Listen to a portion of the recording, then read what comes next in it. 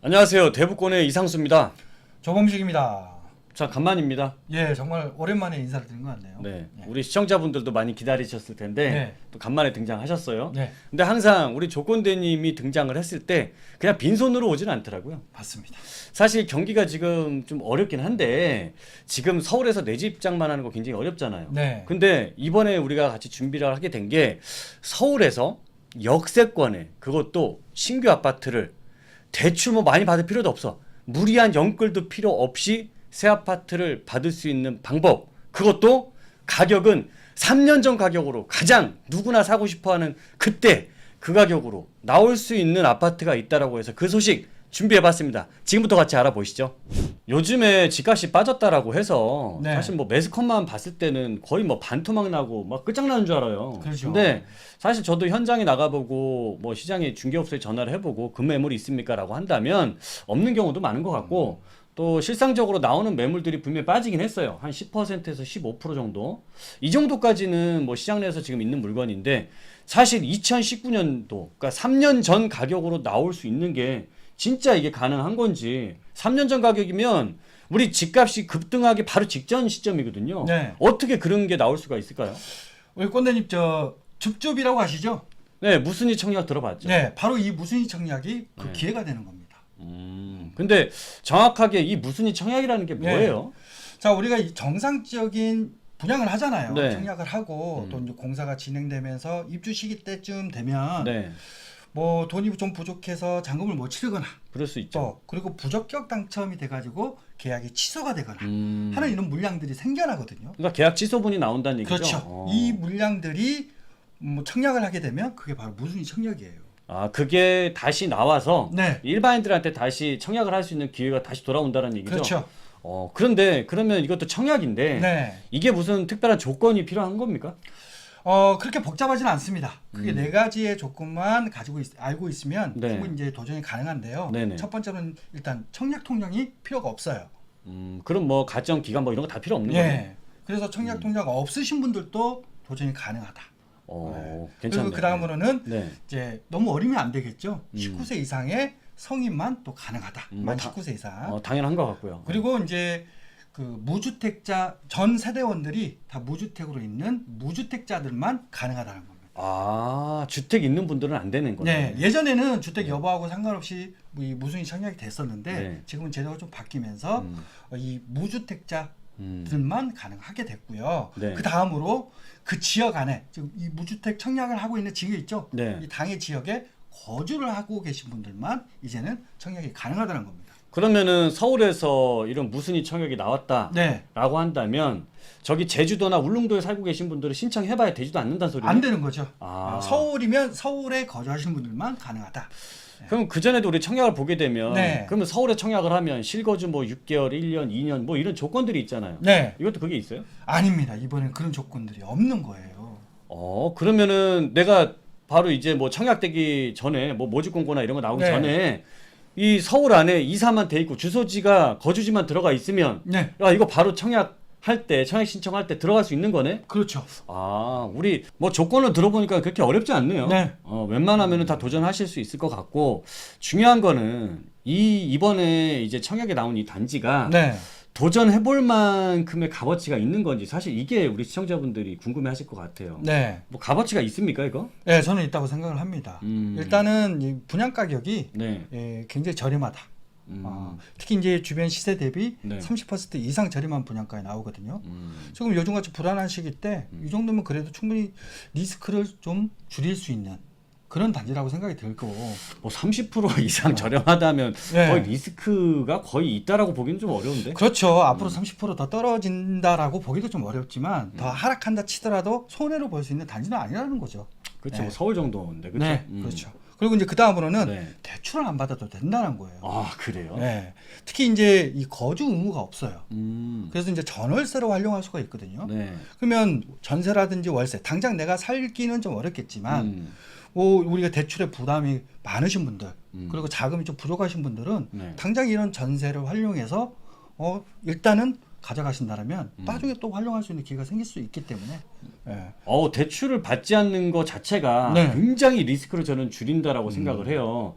지금 보면 이 주택담보대출 금리 상단이 뭐 7%까지도 얘기가 나오고 그렇죠. 있는 상황이다 보니까 사실 이것 때문에 시장의 매수 심리가 바짝 얼어붙은 건데 대출을 안 받고서 그것도 좀 괜찮은 곳이다라고 한다면 그럼 뭐 리스크가 확실히 줄었다라고 할 수 있어요. 네. 그렇게 뭐 저도 판단이 됩니다. 자, 그렇게 저렴하고 그러면서도 이런 대출 부담도 없으면서도 저는 서울에 나오는 새 아파트다라는 게 가장 큰 강점이라고 봐요. 그렇죠. 서울에 워낙 공급이 부족하다 보니까 그래서 이런 새 아파트 받기가 좀 어렵잖아요. 네. 자, 이런 조건들의 새 아파트다라면 충분히 저는 도전해 볼 만한 가치가 있다. 이렇게 생각이 듭니다.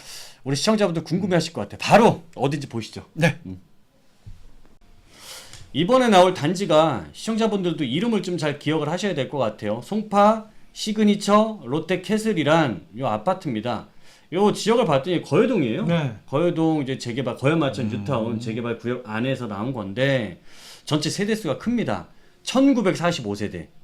굉장히 뭐 대단지로 나오게 되는 네. 거죠. 근데 1945세대짜리인데 여기서 33평짜리 딱 두 세대 나오네.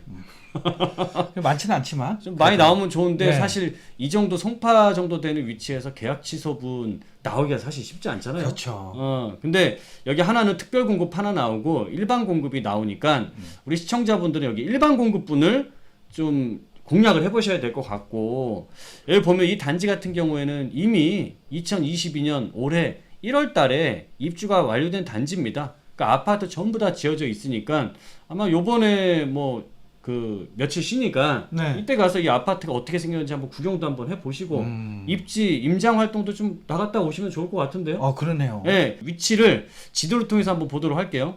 자, 시그니처 롯데캐슬의 위치가 지금 여기 빨간색으로 표시된 이 자리예요. 네. 근데 여기 바로 옆에가 남한산성입니다. 그러니까 남한산성하고 가깝다는 소리는 송파에서 좀 외곽 쪽이라는 얘기고 네. 공기는 좋을 것 같아요. 공기는 좋아 보이고요. 자, 그런데 이제 송파 쪽 전체로 봤을 때 여기 좀 외곽을 하고 있는 자리고 네. 가장 1등이라고 하는 자리는 여기 잠실 LS 리센츠 한강변에 있는 요 라인이잖아요. 그렇죠. 일단 교통 자체가 좋아요. 네. 2호선, 9호선, 8호선 뭐 다 들어가 있으니까 가장 좋고 그 다음 순위가 이제 요 자리들이에요. 네. 올림픽 기자촌도 뭐 9호선하고 5호선이 있고 여기 가락동 같은 경우에는 8호선, 3호선 있고 그러니까 교통이 굉장히 송파가 좋단 말이에요. 네. 근데 여기를 제가 3순위라고 예상을 하는 것은 요 외곽순환도로 넘어서 이제 여기가 5호선 하나만 있다 보니까 네. 아무래도 다른 지역에 비해서는 뭐 지하철이 좀 불편한 거고 그렇죠. 좀 외곽 쪽에 위치를 한다라고 생각을 해서 네. 저는 이렇게 3순위로 좀 생각이 돼요. 저는 제가 봤을 때는 네. 여기 밑에 있는 위례 신도시 있지 않습니까? 네. 이 위례 신도시가 지금 현재 이제 3순위 정도 저는 그렇게 생각을 하거든요. 그런데 그렇죠. 네. 근데 이제 교통 하나 때문에 여기를 뭐 거여마천을 좀 3순위로 본다. 네. 그 외에 또 다른 이유가 있으십니까? 아니 이게 네. 잘 봐봐요. 여기서 보면은 지금 이 위쪽으로는 가밀이 있고 네. 아래쪽으로는 위례가 있잖아요. 네. 위례가 지금 여기 거의동보다 집값이 비싸. 네. 예? 한 1억에서 2억 정도 훨씬 비싼 데가 여기예요. 그렇죠. 그럼 3순위가 여기긴 한데 네. 제가 여기를 이렇게 보는 이유가 네. 제가 그럴 줄 알고 나 이런 거 다 준비했어. 자 보면은 여기서 보면 여기 지금 시그니처 L이 여기에 있어요. 네. 여기 빨간색 자리고 이 주변에 파랗게 보이는 거 있죠. 네. 이게 뭐냐면 마천동 뉴타운이에요. 네. 그럼 한마디로 이게 다 아파트가 된다라는 거거든요. 네. 근데 이 아파트가 되는 게 총 숫자가 한 2만 가구 정도 됩니다. 그러면 서울에서 그래도 송파라고 하는 지역에 2만 가구 정도 밀집이 돼 있는 지역은 저기 아까 봤던 우리가 위례 쪽이나 네. 그 다음에 위쪽으로는 잠실 쪽이나 그 다음에 뭐 둔촌 네. 이쪽 그 라인이거든요. 그 올림픽 기자촌이 있는 네. 그 라인인데 얘네들까지 2만 세대가 된다면 1, 2, 3 한 탑3 정도 안에는 들만한 입지로 바뀌게 되는 거니까. 그러네요. 주변에 거에 맞춘 뉴타운 다 완성이 된다면 네. 충분히 그 정도의 3순위권 안에 들어갈 수 있는 입지네요. 그렇게 보고요. 일단 여기 시그니처를 보면은 일단 지하철역하고는 굉장히 가까이 있어요. 한 네. 5분 거리니까 네. 괜찮고. 근데 여기 길이 지하철역에서 이렇게 가는 길이 네. 살짝 언덕이에요. 언덕이란 부분들을 좀 참고를 하셨으면 좋을 것 같고. 근데 큰 문제는 안 됩니다. 뭐 운동하실 정도 되는 정도인 것 같고. 최근에 여기 시그니처를 제가 볼 일이 있어서 한번 가봤더니 뭐 잘 만들었더라고요. 네. 주변 정돈이 확실하게 잘 깨끗하게 잘 돼 네. 있고.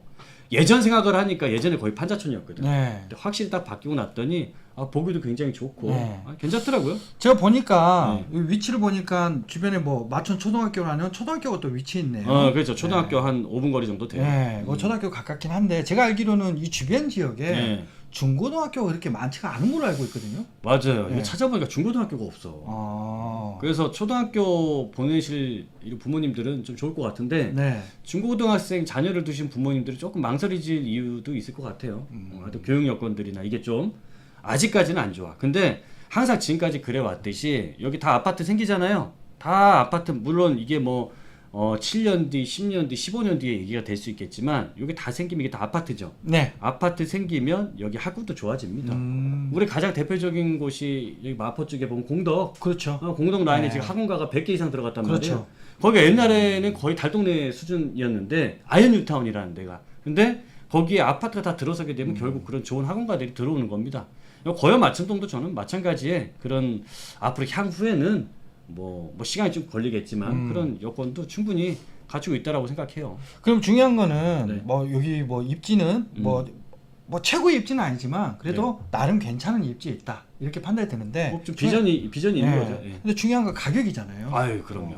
이게 제일 중요한 부분이 네. 가격이에요. 주변 시세하고 한번 볼게요. 자, 이 주변에 시세가 굉장히 우리 시청자분들이 판단하는데 중요할 수밖에 없겠죠. 네. 근데 가장 중요한 거는 지금 롯데캐슬이 새 아파트란 말이에요. 그러면 같은 새 아파트의 동일 조건을 맞춰줘서 그 시세를 분석을 해야 돼. 네. 오래된 아파트를 분석을 하는 게 아니라. 근데 마침 주변에 여기 이편한 세상 아파트가 있어요. 네. 이게 2020년에 지어진 아파트다 보니까 입주 2년 차밖에 안 돼. 네. 그러니까 새 아파트니까 이 아파트 시세가 얼마인지 이게 파악이 되면 아마 거의 좀 정확성이 높은 시세 파악이 되지 않을까 싶어요.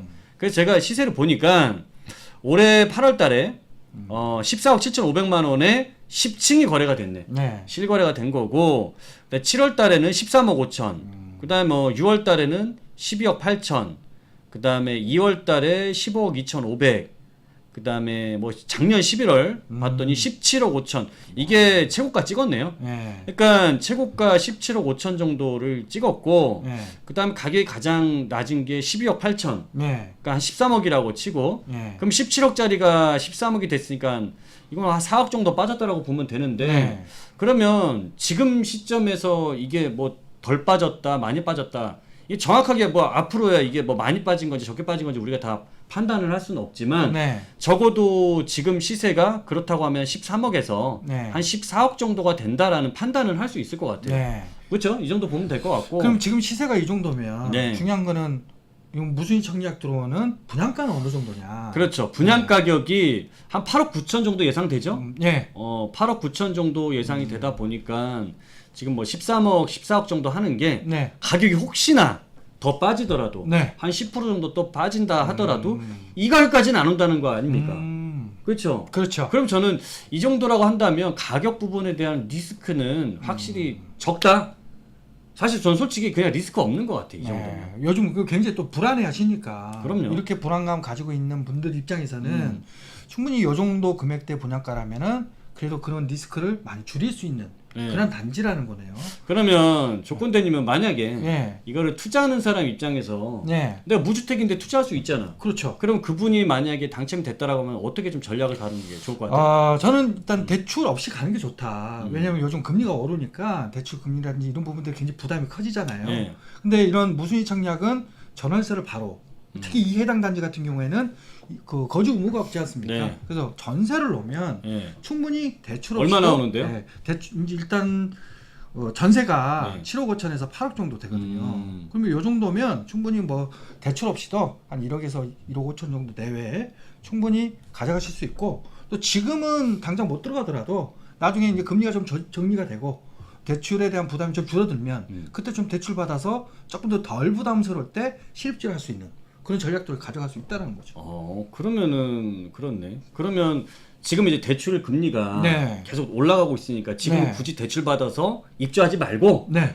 전세 주는 게 더 이득이니까. 네. 그렇죠. 만 1억에서 1억 5천 정도만 있어도 그렇죠. 전세 놓고 끼고서 네. 가져갈 수는 있겠네. 그럼 그러고 나서 나중에 좀 금리가 떨어지게 되면 네. 그때 돼서 내가 실입주하라. 네. 이렇게 이제 얘기하신 거고. 네. 만약에 이제 투자자가 가져간다 그러면 저는 상생 임대인 제도를 이용하는 것도 좋은 방법일 것 같은데요. 그렇죠. 왜 네. 당장 안 사니까 비과세 만들기 좀 어려운데.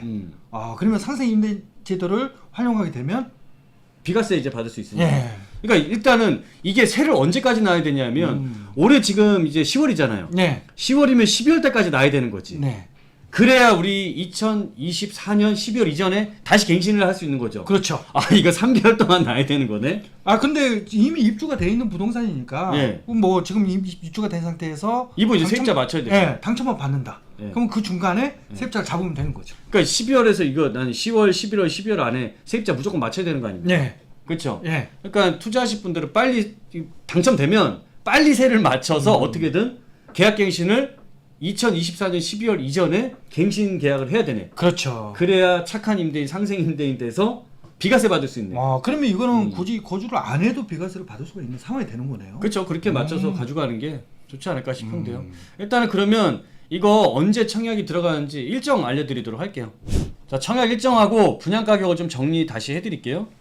특공 청약은 10월 5일 날 우리랑 크게 상관없을 수 있습니다. 자, 일반 청약 이게 여러분들하고 저하고 중요한 날짜예요. 일반 청약은 10월 6일 날. 이거 어디다가 인터넷 청약 넣는 거예요? 그 한국감정원 네. 청약홈이라고 홈페이지가 있습니다. 청약홈. 네, 거기 들어가시면 확인하시면 되고요. 네. 또 이제 이 롯데캐슬 음. 여기 홈페이지 들어가시면 네. 공고를 또 확인하실 수가 있으니까 어. 그때 꼼꼼히 좀 체크하셔가지고 준비를 하시는 게 좋을 것 같아요. 그러니까 지금부터 우리 시청자분들 청약홈이나 롯데캐슬 요 사이트 들어가서 계속 여기 확인하세요. 연습도 미리 해보시고 할 수 있으면 한번 도전해 봐야죠. 그렇죠? 그러니까 합리적인 도전은 우리 시청자분들 하셔도 된다고 생각해요. 당첨자 발표는 10월 12일 날. 네. 그 다음에 계약 일자는 뭐 10월 21일 날. 그 다음에 이제 한 번 더 강조해드리면 분양 가격은 이제 8억 9천에서 9억 정도가 네. 예상이 됩니다. 거의 이 금액대로 나오게 될 것 같고, 아까 주변에 봤던 시세는 대략 13억, 14억 정도 한다라는 거 기억하시고, 전세값은 7억 5천에서 한 8억 5천 정도 되니까 우리 시청자분들이 참 이렇게 어려운 시기라 하더라도 좀 이렇게 합리적인 도전은, 크게 리스크 없는 도전은 저는 해보셔도 좋을 것 같습니다. 자, 오늘 우리 시청자분들께서 유익하시고 도움이 되셨다면은 구독, 좋아요. 알람 설정 부탁드리고요. 지금까지 시청해주셔서 감사합니다. 저희 물러가도록 하겠습니다.